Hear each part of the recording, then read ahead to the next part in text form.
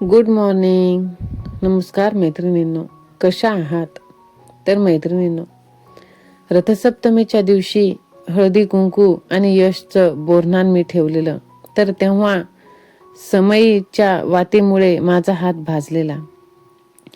भाजलेला आहे, पण जबाबदाऱ्या थांबत नाहीत. आज माझा हात भाजलेला आहे, दुखत आहे, जळजळ होते, पण तरीही घरातली कामं थांबत नाही. कोणीच रोज विचारत नाही की आज तुझा हात दुखतोय का, कारण घरातली कामं कोणाची वाट पाहत नाहीत. रोज सकाळी उठायचं, डोळे उघडण्याच्या पहिला विचार आज कसं करायचं. लगेच दुसरा विचार येतो, करावं तर लागणारच. भाजलेल्या हाताने सगळं काही. ओला हात कापडात गुंडाळला आणि पुन्हा कामाला लागायचं. दुखणं प्रत्येक हालचालीत आठवत होतं. पाणी लागताना, वाफ लागताना, पण तरीही मी थांबले नाही. कारण प्रत्येक घराची ही गोष्ट आहे. आई थांबत नाही, बायको थांबत नाही, स्त्री थांबत नाही. कोणी म्हणत नाही की आज राहू दे. कोणी सांगत नाही आज मी करते. फक्त गृहीत धरलं जातं, ती करेल. आज माझा हात भाजलेला आहे, पण मन अजून जास्त दुखलेलं आहे. कारण वेदना दिसतात तेव्हाच समोरच्याला कळतात. दिसत नाही ते दुखणं मात्र दररोजचं असतं. तर पहा, मैथिलीला डब्बा द्यायचा असतो, ह्यांना पण ड्युटीला जायचं असतं. सकाळी सकाळी शेपूची भाजी इथे मी बनवत आहे. त्रास होत आहे, दुःख होत आहे, पण हे करावंच लागणार. कोणासाठी थांबायचं, कोणाच्या भरोश्यावर थांबायचं? ना आई, ना बहीण, ना सासू, ना नणंद. कोण आहे? कोणीच नाही. सर्व आपल्यालाच करायचं आहे. आरशात पाहिलं स्वतःकडे, हातावर पट्टी, डोळ्यात थकवा आणि तरीही चेहऱ्यावर शांत हसू. हे हसू खरं नाही, ही सवय आहे. कारण आता रडायला वेळ नाही. आजारी पडायचं लक्झरी नसते, घर चालवायचंच असतं. आपली माणसं सांभाळायची असतात आणि स्वतःला शेवटचं ठेवायचं असतं. हाताला भाजलंय म्हणजे माझी जबाबदारी कमी होत नाही, हेच तर वास्तव आहे.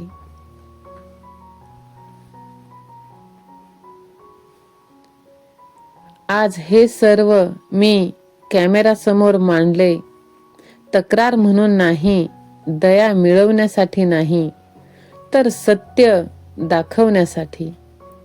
कारण माझ्यासारख्या असंख्य स्त्रिया आहेत, ज्यांच्या हातांवर जखमा आहेत, मनांवर जखमा आहेत, पण त्या कुणालाच दिसत नाही. ज्या दुखत असतानाही स्वयंपाक करत असतात, घर आवरतात, मुलांना शिकवतात आणि स्वतःला मात्र विसरतात. आज फक्त एक प्रश्न मनात येतो, जर इथेच पुरुषाचा हात भाजला तर त्याला विश्रांती मिळते, मग स्त्रीला का नाही? हे व्हिडिओ पाहणाऱ्या प्रत्येक व्यक्तीला मी एवढंच सांगेल, तुमच्या घरातली स्त्री फक्त काम करणारी एक मशीन नाही, ती एक व्यक्ती आहे, माणूस आहे. तिला सुद्धा दुखतं, ती सुद्धा थकते, तरीही ती उभी राहते. हात भाजलेला आहे, पण हिम्मत जळलेली नाही. मी काम करते म्हणजे मला त्रास होत नाही असं नाही. मी करते कारण मला कोणताही पर्याय दिला जात नाही. तर पहा, मैथिलीला शाळेत जाण्याची वेळ होत होती. तिला झुट्टी घालता येत नाही आणि घातली तरी ती पूर्ण विस्कटते. मग तशाच हाताने तिची वेणी मी घालून दिली. त्रास होत होता, पण विलाज नाही, करणार कोण? स्त्रीला कोणताही पर्याय नसतो, पण एक दिवस येईल ज्या दिवशी स्त्रीचं दुखणं फक्त पट्टीत नाही तर समजुतीतही बांधलं जाईल. आज इतकंच. मैत्रिणींनो, तुम्ही बघा आणि विचार करा. आयुष्यात प्रत्येक जण दुःखी आहे, सुखी कोणीच नाही. पण प्रत्येकाला जगायचं आहे, प्रत्येकाला आपापली कर्तव्य पार पाडायची आहे. हात भाजलेला असतानाही जी थांबत नाही, तीच खरी स्त्री. तर इथे भाजी तयार झालेली. डब्यासाठी थोडीशी मी थंड होण्यासाठी काढून ठेवली. आणि नंतर चपाती तर आपल्याला पीठ मळून करता येणार नाही. चला मग सोपा पर्याय भाकरी बनवण्याचा. भाकरीला पीठ थोडंसं मोठं होतं, दळण मोठं झालेलं. तर गरम पाणी करून घेतलेलं आणि गरम पाणी केलं तर भाकरी व्यवस्थित येतात. मग एकदाच 4-5 भाकरीचं पीठ डाव्या हाताने मळून घेतलं. जेणे की मी डावखुरी नाही, लेफ्टी नाही. पण काय करणार, जशी जबाबदारी माझ्यावर पडली तशीच डाव्या हातावर सुद्धा. पहा, प्रत्येक ठिकाणी मध्ये मध्ये जेव्हा उजवा हात कामासाठी पुढे सरसावेल तेव्हा त्याला त्रास होतो, तर लगेच डावा हात मदतीला पुढे येतोय. हे असं असतं. पण कसं ना, आजच्या जगात माणसं अशी नाहीत. समोरच्याला त्रास होत आहे, दुःख होत आहे, तर कोणालाही काहीही घेणं देणं नाही. ज्याचे त्याच्या आयुष्यात ज्याचा तो मग्न असतो. मदत केली ह्या 12-15 दिवसात, मैथिलीने केली, तिच्या पप्पांनी केली, यशने केली, सगळ्यांनी मदत केली. पण शेवटी बऱ्याच काही गोष्टी अशा असतात ज्या आपल्यालाच कराव्या लागतात, त्या निमूटपणे. तर चला, पीठ मळून झालं, आता भाकर थापून घ्यायची आहे.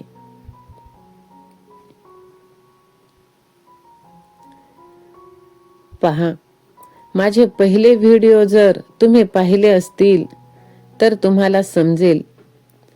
भाकरी करण्यात मी एकदा बोललेले की माझा कोणीही हात पकडू शकत नाही, कारण एकदम पातळ आणि टम्म फुगलेली अशी भाकर मला फार छान जमते. मग ती चुलीवरची असो किंवा गॅसवरची. पण आता वेळ आली होती की खरी कौशल्य दाखवण्याची. तर पहा, एका हाताने थापली, पण आधार तर पाहिजे. जसं माणूस एकटं जगू शकत नाही, तसंच थोडासा आधार घेत भाकर तव्यापर्यंत पोहोचवली. असंच हळूहळू करत करत मी सर्व भाकरी बनवून घेतलेल्या. मैत्रिणींनो, प्रत्येक स्त्रीची किंमत ही करायला पाहिजे.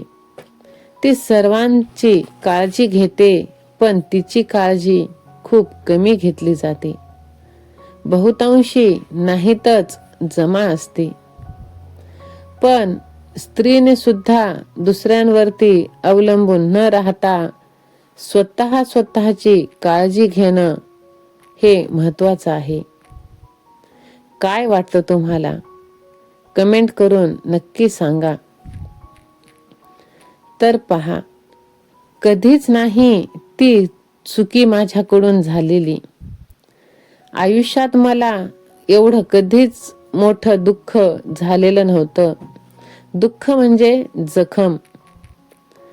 कारण की प्रत्येक गोष्टीत एकदम अपडेट राहून काम करणारी मी, छोट्या छोट्या गोष्टींचा विचार करणारी मी, आणि माझ्याकडूनच हे एवढं मोठं हे झालं.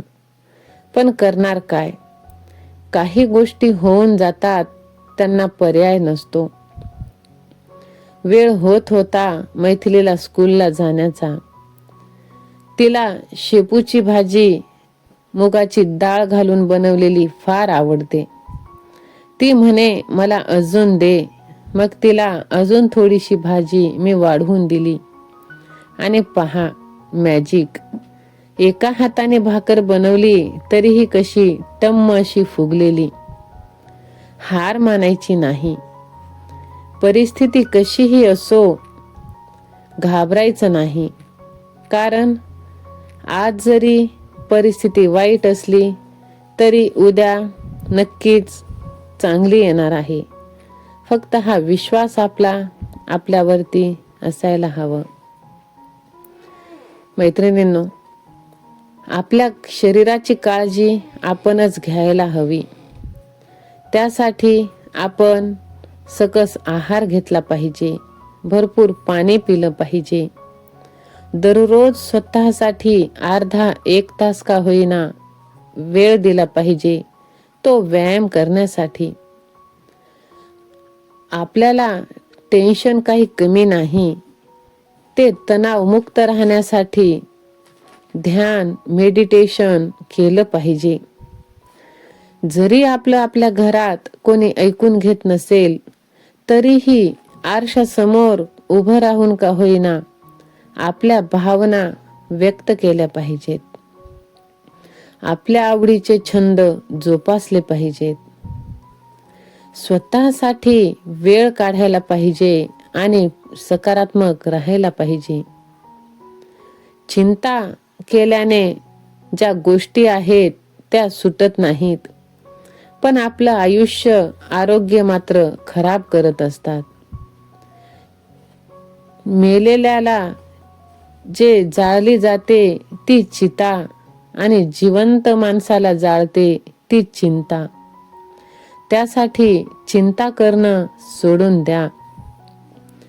स्वतःची काळजी घेण्याची स्वतः सवय लावा.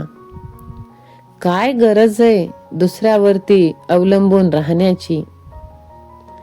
स्वतःसाठी आपण आपलीच काळजी घ्यायला पाहिजे.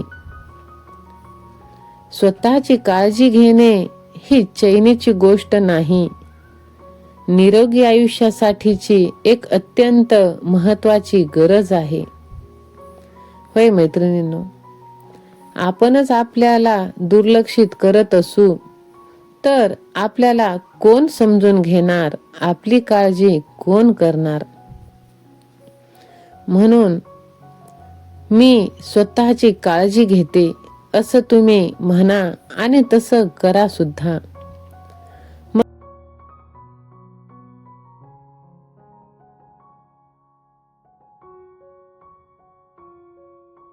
काळजी करण्याचे, काळजी घेण्याचे फार प्रकार. त्यातील 4 प्रकार खूप महत्वाचे असं मला वाटतं. मानसिक, शारीरिक, भावनिक आणि आध्यात्मिक.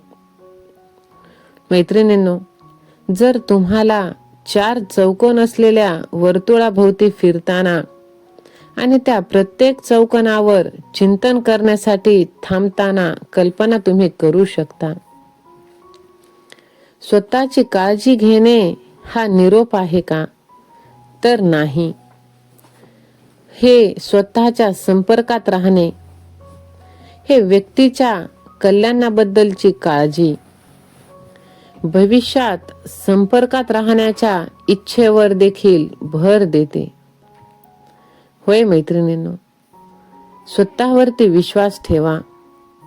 स्वतःवरती विश्वास ठेवलं तर सर्व काही प्राप्त होत असते. काय गरज आहे दुसऱ्यावरती डिपेंड राहण्याची?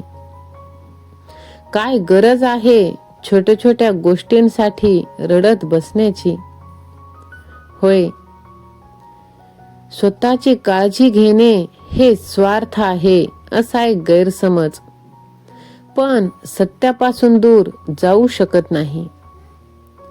जेव्हा तुम्ही सेल्फ केअर करता तेव्हा तुमच्या मनात पॉझिटिव्ह भावना निर्माण होते, ज्यामुळे तुमच्यातील प्रेरणा, कॉन्फिडन्स वाढतो आणि तुम्ही स्वतःला एक चांगले विचार करता आणि सकारात्मक ठेवता.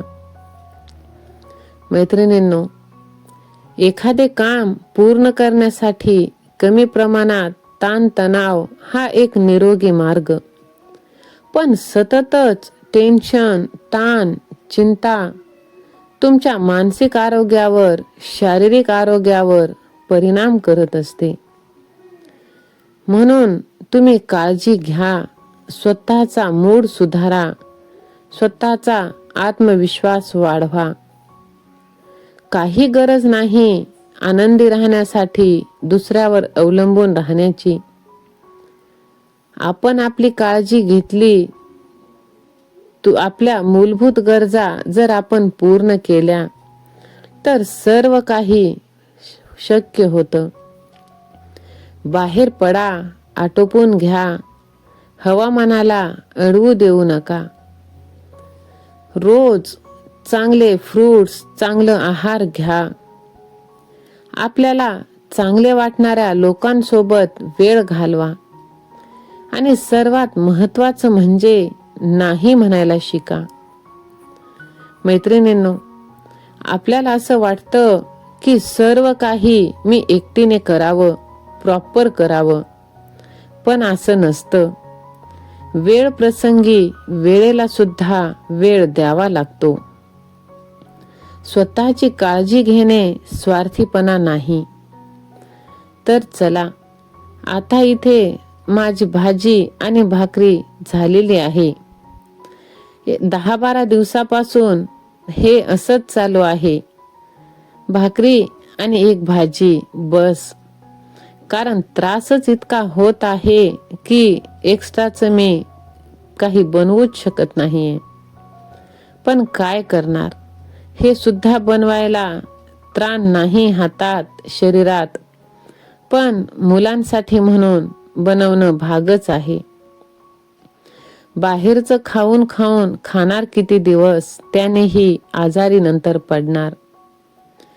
तर 1 लिटर दूध आणलेलं ते गरम करायला ठेवलं आणि ह्यांना ताट वाढून दिलं. 2-3 प्रकारच्या चटण्या त्या दिल्या वाढून.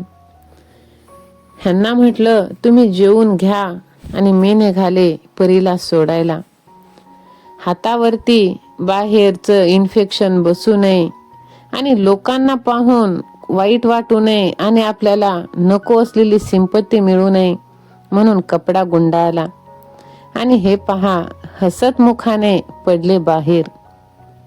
आपल्या वेदना आपल्या पुरत्याच मर्यादित ठेवायच्या. लोक तर बसलीतच आपल्या दुःखावर फुंकर घालण्यासाठी. तर पहा, समोर एक शाळा आहे, तिथे गॅदरिंग सुरू आहे. इतकी गर्दी होती की खूप. पोहोचलो तर बस आलेली आणि आमच्यासाठीच थांबलेली. तिथे तिथे मैथिलीला बसवलं आणि नंतर एक मुलगा आला, तोही बसला आणि लागलीच बसवाल्या काकांनी गाडी चालवली. पाहता पाहता गाडी भुरकन दूर गेली. तसंच आपलं आयुष्य सुद्धा आहे. पाहता पाहता डोळ्यासमोरून भुरकन जातं. आयुष्य जगा. व्हिडिओ आवडल्यास लाईक, शेअर, सबस्क्राईब करा. बाय.